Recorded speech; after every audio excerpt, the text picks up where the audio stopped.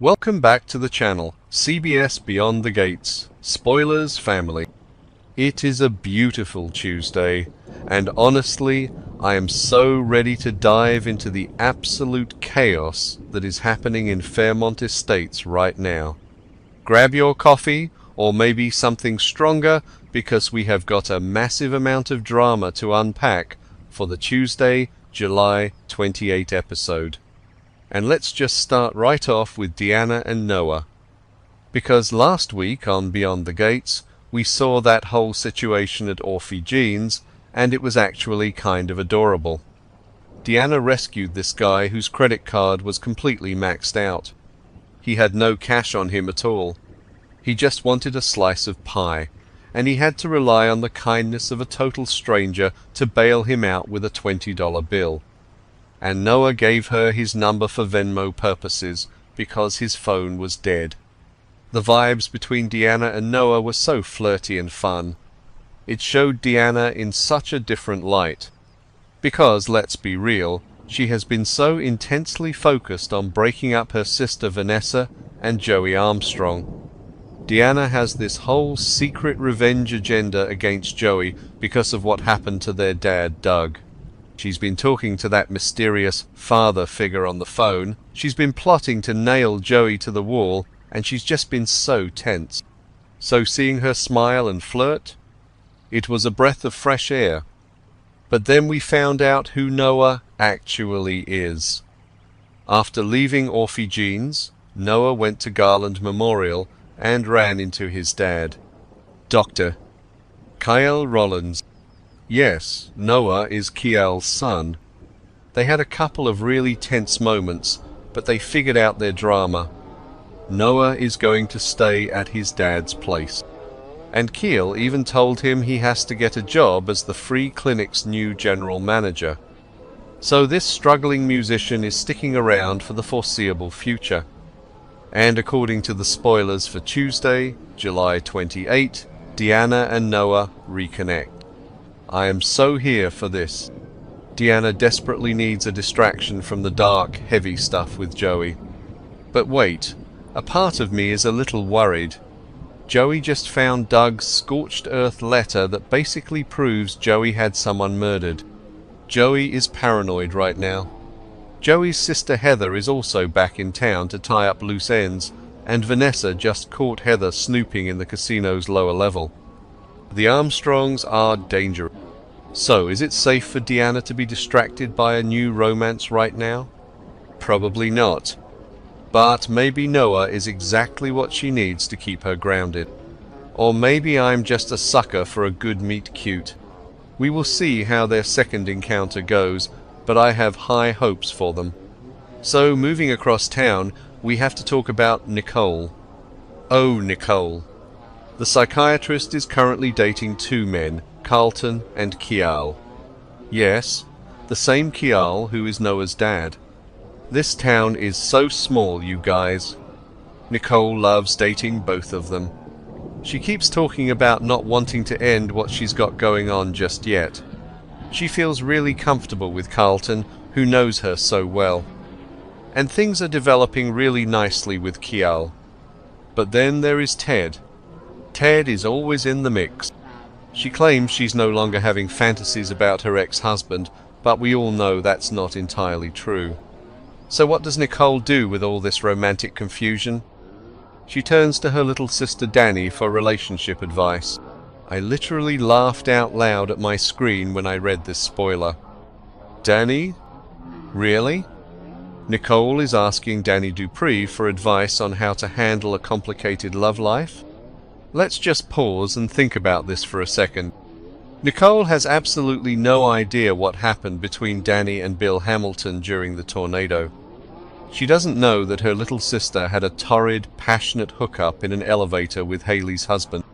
The absolute irony of Nicole sitting there, asking Dani for pure, sound relationship advice, while Dani is harboring this massive, explosive secret that could destroy their entire family. Dani is in no position to be giving anyone advice on boundaries or love. She can barely keep her own marriage together right now.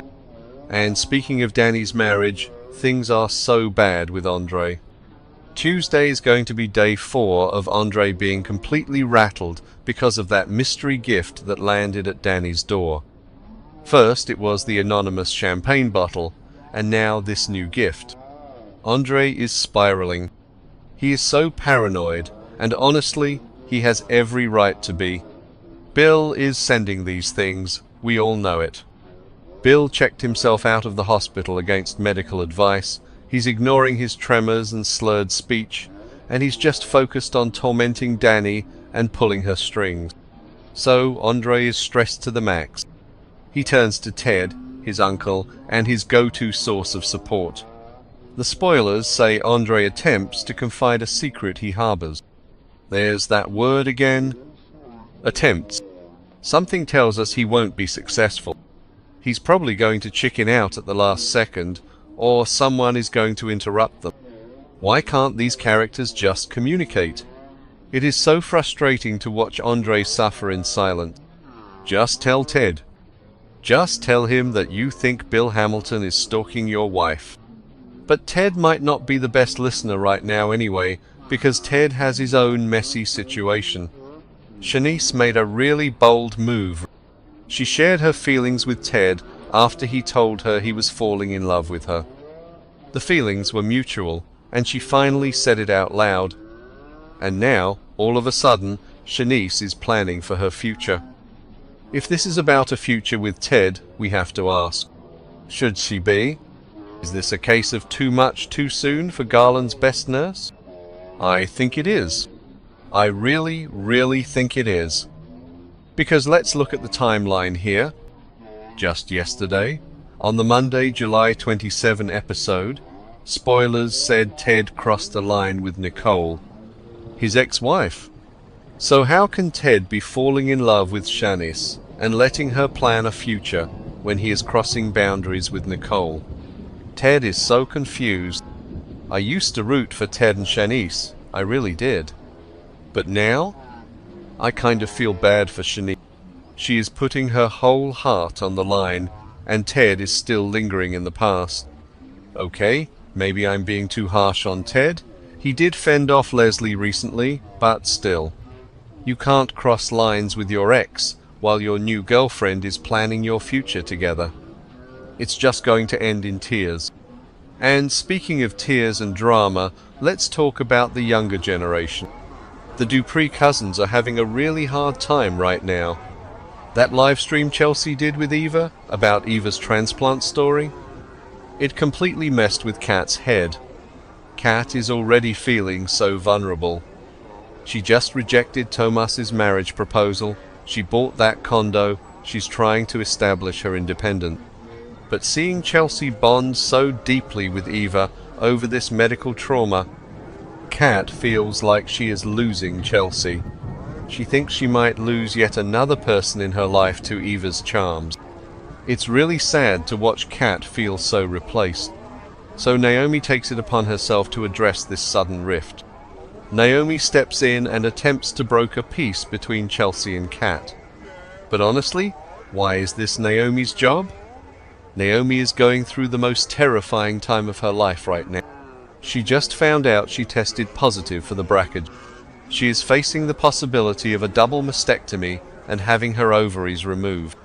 Her boyfriend Jacob is being super hesitant and unsupportive about the drastic measures. Naomi is carrying the weight of the world on her shoulders. She even got some weird, intriguing intel from June recently, and Smitty is dragging Jacob into his dangerous investigative journalism about Lynette Wise. Naomi is surrounded by chaos, and yet she has to be the one to play peacemaker because Chelsea is too busy clout chasing on social media. I know Chelsea says she wants to help people by sharing the story, but Chelsea always makes things about her brand. It's exhausting.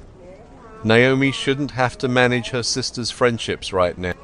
And finally, in other DMV news, we have to talk about Leslie.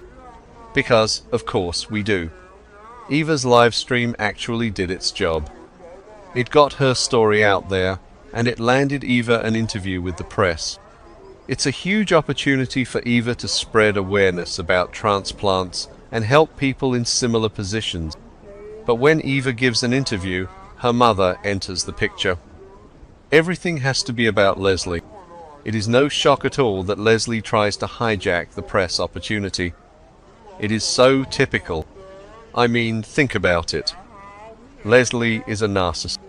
Just a little while ago, she was throwing herself at Ted, and Eva had to literally yell at her and kick her out of the house. Leslie also tried to team up with Hayley Hamilton, got rejected again, and now considers Hayley an enemy. Leslie is burning bridges all over town, and now she's going to ruin Eva's big positive moment in the spotlight. I feel so incredibly bad for Eva. She just wants to do something good, and her mom is treating it like her own personal red carpet event. So yeah, Tuesday is going to be packed. Between Deanna flirting with Noah while a dangerous Heather Armstrong lurks in the background, Nicole asking the most hypocritical person in town for dating advice, Andre failing to communicate his paranoia, Shanice moving way too fast with a conflicted Ted, Naomi carrying the emotional weight of her entire family, and Leslie being an absolute nightmare on camera. The writers are really not giving us a single moment to breathe. I am exhausted just talking about it, but you guys know I'm going to be glued to my screen. What do you all think? Do you trust Noah? Do you think Andre will actually spit it out and tell Ted the truth? And who else is terrified for Shanice's heart? Let me know in the comments. We have to stick together through this crazy week.